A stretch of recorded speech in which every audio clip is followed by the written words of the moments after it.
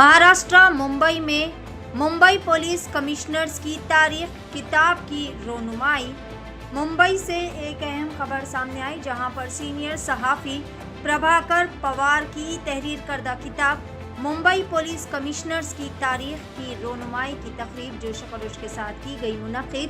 ये शानदार तकरीब प्रेरणा सभागृह मुंबई पुलिस क्लब आज़ाद मैदान पुलिस स्टेशन के अगबी हिस्से में फोर्ट मुंबई में मुनक़िद की गई। किताब की रोनुमाई 3 अहम शख्सियात के बदस्ते मुबारक अमल में लाई गई, जिनमें शिवसेना अब्दुल बाला साहब ठाकरे के रुकन पार्लियामेंट, संजय रावत मुंबई के साबिक पुलिस कमिश्नर MN सिंह और मौजूदा मुंबई पुलिस कमिश्नर देवन भारती शामिल है। इस किताब में मुंबई पुलिस कमिश्नर्स के मुख्तलिफ अदवार कार, इनकी खिदमात, मुंबई पुलिस के मुतासिर कुन सफ़र को तफसील के साथ पेश किया गया। तकरीब से खिताब करते हुए मेहमान खुसूसी ने कहा कि मुंबई पुलिस की तारीख दरअसल मुंबई शहर की तारीख से जुड़ी हुई है और इस तरह की किताब नई नस्ल के लिए एक अहम और मुतासिर कुन ज़रिया साबित होगी। इस मौके पर मुसन्निफ प्रभाकर पवार की कोशिशों को भी खूब ज़्यादा सराहा गया। प्रभाकर पवार ने एशियन टीवी न्यूज़ चैनल से खुसूसी तौर पर बातचीत करते हुए किताब और इसकी तैयारी के हवाले से तफसीलात भी बताई। यह प्रोग्राम पप्पू प्राची प्रकाशन की जानिब से मुनक़िद किया गया, जिसमें पुलिस महकमों के मुतअद्दिद ऑफिसरान, सहाफ़ियों और दीगर मोअज़्ज़ज़ शख्सियात ने भी शिरकत की। आइए देखते हैं इस खुसूस में मुकम्मल तफसीलात पेश है। महाराष्ट्र मुंबई से नुमाइंदा रिपोर्टर रियाज अहमद की एशियन टीवी न्यूज़ चैनल के लिए खास रिपोर्ट। पवार साहब, एशियन टीवी न्यूज़ में आपका बहुत बहुत स्वागत है। आपने जो किताब लिखा है, सभी लोगों ने इसकी सराहना की।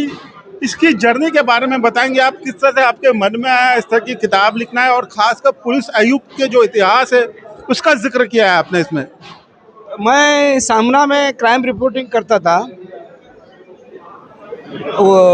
1992 से मैं क्राइम रिपोर्टिंग शुरू किया। दिसंबर जब मुंबई में दंगल हुई, तभी से मेरा वो क्राइम रिपोर्टिंग का प्रवास शुरू हुआ। तभी सेकंड बापट ये कमिश्नर थे, लेकिन उनकी मेरी मुलाकात नहीं है क्योंकि उनकी जल्दी ये होगी, बदली होगी, राइट जो हुई उसका ठप्पा उनके ऊपर लगा गया, तो मेरी उनकी मुलाकात नहीं हुई।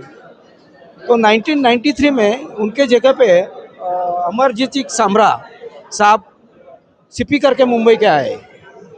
तो तभी से 2026 से तो अभी तक देवेंद्र भारती साहब, ये 25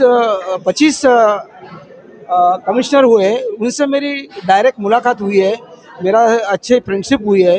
तो उनके बारे में, उनके काल में जो काल था, 1 बरस का, 2 बरस का, कोई 8 महीने का, कोई 4 महीने का, तो कोई किसी का मेंडोसा साहब का 3 बरस, पौने 3 बरस, MN सिंह साहब 3 पौने 3 बरस, जो काल था, तो उनके काल में जो कुछ अच्छी बुरी जो घटनाएं घड़ी और इनका रोल कैसा था, वो टाइम में कमिश्नर साहब ने क्या किया, तो उसके बारे में मैं लिखा है।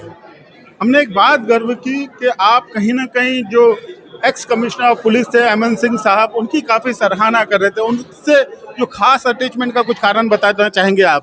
क्योंकि उनका जो काम करने का स्टाइल था ना, वो एकदम डैशिंग था, वो डायनामिक थे, और कोई भी डिसीजन वो फटक करके लेते, लेकिन सोच समझ कर लेते, किसी का नुकसान ना हो, और अपने डिसीजन के ऊपर वो कायम फर्म रहते थे। तो 2000 में उनका सीपी करके अपॉइंटमेंट हो गया मई में, और 2002 दिसंबर में वो रिटायर हो गए। तो वो टाइम में जो काम किया है वो पूरा मैं देखा हूँ। अंडरवर्ल्ड ख़त्म किया, अमर नाइक पूरी गैंग ख़त्म की उसने। इनकाउंटर तो बोले कि 1 बरस में तो 94 इनकाउंटर किए गए, पूरा अंडरवर्ल्ड ख़त्म किया उसने। बम ब्लास्ट उनके काल में ही हुआ था, जब वो जॉइंट कमिश्नर करके आए थे तभी। और उसका जो केस उनके टीम ने किया, तो उनका जो तपास है, वो तपास इतना बेहतरीन किया।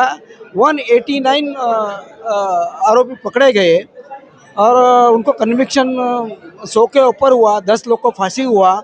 तो इसका क्रेडिट भी उनको जाता है, MN सिंह साहब को। जब भी उनका कमिश्नर मुंबई का होने का टर्म आया, तो वो टर्न के टाइम में उनको मालूम थे कि ये बॉम्ब ब्लास्ट के आरोपी अपने को विरोध करने वाले हैं, तो उसने वो टाइम में ज़्यादा प्रिकॉशन लिया था। अगर मुझे सरकार कमिश्नर करती होगी तो मैं वो किसी के पास कोई बात बोलने का नहीं, ऐसा उसने डिसाइड किया था कि लीक नहीं होना चाहिए। लेकिन मुझे खबर मिली कि साहब को कमिश्नर मुंबई के कर रहे हैं, तो उनको मैं फ़ोन किया कि साहब आपले अभिनंदन। तो साहब ने मेरे को पूछा कसला अभिनंदन, नाही साहेब तुम्ही कमिश्नर होता है मुंबईचे। बोला अरे प्रभाकर तुम्हाला कोणी सांगितलं? म्हटलं कोणी सांगितले हे मी नाही सांगत, पण तुम्ही होणार. नाही नाही तुम्हाला माहिती पडली असेल तर तुम्ही कोणाला बोलू नका, कारण अजून ऑर्डर आलेली नाही है। बाद में 2 घंटे में उनका ऑर्डर आया। और सब एक चीज़ काफ़ी देखने की लायक होगी, जब आपने जर्नलिज्म की शुरुआत की थी तो अंडरवर्ल्ड का दबदबा बहुत हुआ करता था, और उस वक्त कहीं ना कहीं क्राइम जर्नलिज्म करना बहुत ही मुश्किल का काम था। तो पूरी जर्नी आप कि अगर बताना चाहेंगे हमारी ऑडियंस को, किस तरह की जर्नी होती है एक क्राइम जर्नलिस्ट की? ये तो मैं क्राइम रिपोर्टिंग शुरू किया 92 के बाद, तभी राइट शुरू हुआ था। मैं क्राइम रिपोर्टिंग शुरू किया तभी इतना मेरे टाइम में अंडरवर्ल्ड में देखा नहीं था इतना। लेकिन जब 93 आया तभी शूट आउट बॉम्ब ब्लास्ट भी हुआ, बाद में गैंग वॉर भी बुरी तरह शुरू हो गया। बुरी तरह का बोले तो नगर सेवक, आमदार, इनकी हत्या हो गई। होटल मालक जो थे, बिल्डर थे, वो उनको तो थ्रेट्स बहुत जाते थे, लेकिन ये मर्डर एमएलए का होने लगे। उसके बाद गैंग वॉर बहुत बढ़ गया। 95 में शिवसेना बीजेपी की सत्ता आ गई, तभी तो ये छोटा शकील दाऊद के लोग शिवसेना के जो शाखा प्रमुख है, विभाग प्रमुख है, उनको गोली मारने लगे। तो गैंग वॉर बहुत बढ़ गया। बाद में एमएन सिंह साहब आए। एमएन सिंह आने के बाद उन्हें वो इनकाउंटर शुरू किया, तभी उसके बाद ख़त्म हो गया। पूरी अगर जर्नी की बात की जाए तो किस तरह के आपने रेफरेंस इस बुक में लिखे हैं, और क्या किस तरह से आपने पूरी स्टोरी जमा की, किस तरह का अनुभव रहा? क्योंकि आपने उस काल का भी जिक्र किया जब आप भी नहीं थे, मैं भी नहीं था। वो जो पूरी एक बुक लिखने के लिए आपने कंटेंट जमा किया, वो किस तरह से किया? कंटेंट बोलेगा तो आज की जो रिपोर्टिंग है और उसके पहले की रिपोर्टिंग था 92, 93 और 2000 तक, वो रिपोर्टिंग बहुत अलग था।